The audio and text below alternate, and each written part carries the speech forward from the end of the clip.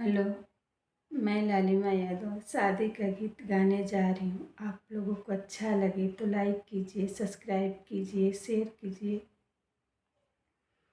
बेरिया की बेरी तोहके बारी जिए पापा, बेरिया की बेरी तोहके बारी जिए पापा, झिझिरी माड़वा जानी छाव, झिझिरी माड़वा जीनी छाव, झिझिरी माड़वा सूरुजवा के जतिया, झिझिरी माड़वा सूरुजवा के जतिया, लगी है किरनिया के धार, लगी है किरनिया के धार, कही तो ताई बेटी तामू तनईती, कही तो ताई बेटी तामू तनईती, कही तो ता छत्र छवाय, कही तो ता छत्र छवाय, काहे के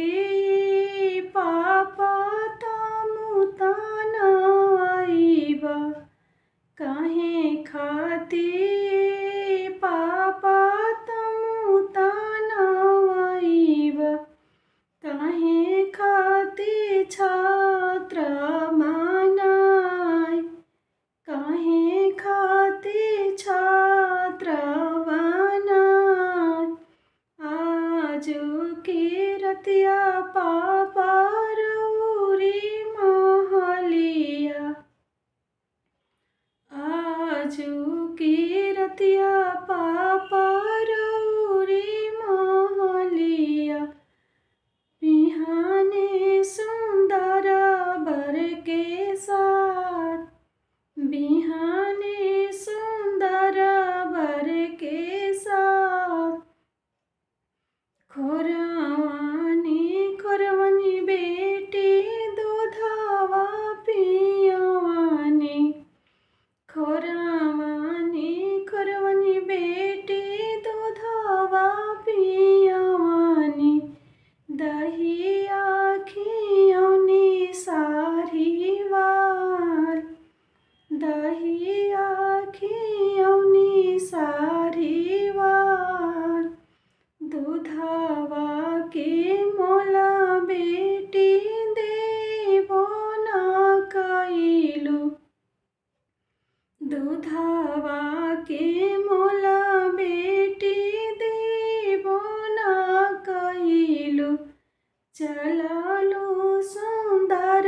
बर के साथ, चललू सुंदर बर के साथ,